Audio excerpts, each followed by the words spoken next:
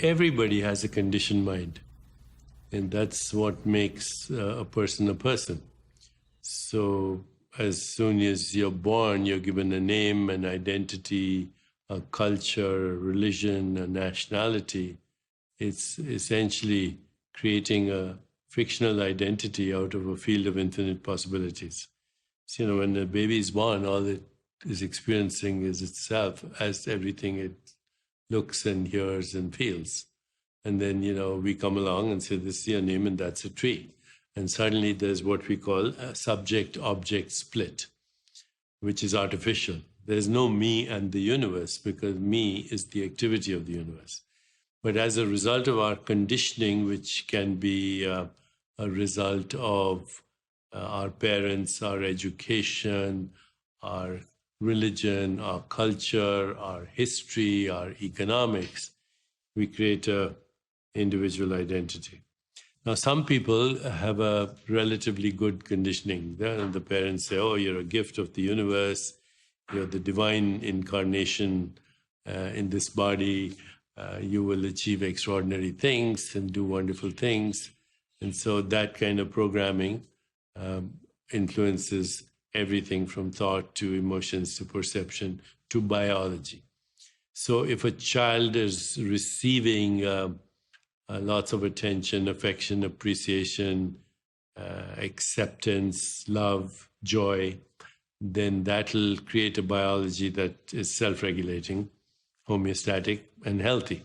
On the other hand, if the child is not given that acceptance, affection, appreciation, that creates a feeling of separation in the baby or fear that ultimately will express itself as maybe anger or hostility or resentment or grievances or guilt or shame or depression, then that creates separation.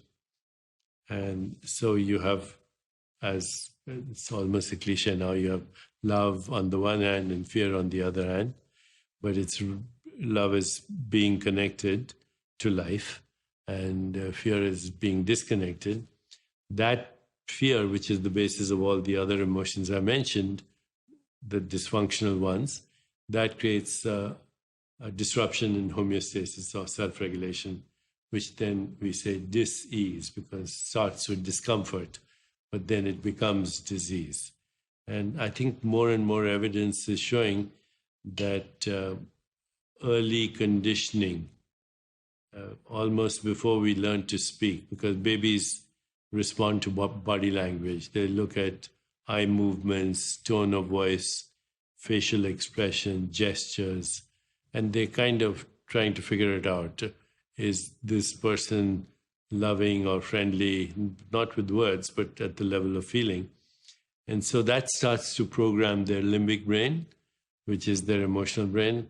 And that limbic brain is connected to then the endocrine system, hypothalamus, pituitary, and everything else, immune system.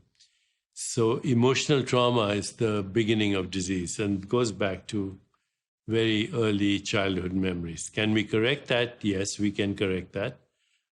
First of all, by becoming a witness to our own thoughts and feelings, emotions, perceptions, not trying to be positive, which is exasperating.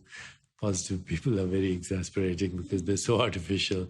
But by learning how to witness your inner world, sensations, images, feelings, thoughts, then asking yourself, why do you hold the beliefs that you do? I'm not good enough, I'm not worthy enough, I'm not attractive enough, I'm not whatever. All these limiting beliefs, which are thoughts that were programmed into your consciousness before you learn to think for yourself. 99.9% people don't think for themselves. They're the recycling of other people's thoughts, their culture, their society.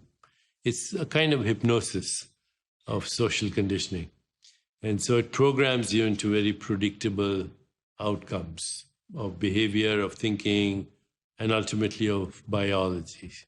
So I'd say 99% or more people are biological robots that were conditioned either for good things or not so good things or suffering or joy or whatever. Hat dir dieses Video gefallen? Gib uns ein Zeichen und lasse einen Daumen nach oben da. Bist du interessiert an weiteren solchen kostenlosen Videos? Dann abonniere unbedingt unseren Kanal und drücke die Benachrichtigungsglocke, denn nur so stellst du sicher, dass du kein weiteres Video verpasst. Danke dir und bis zum nächsten Video.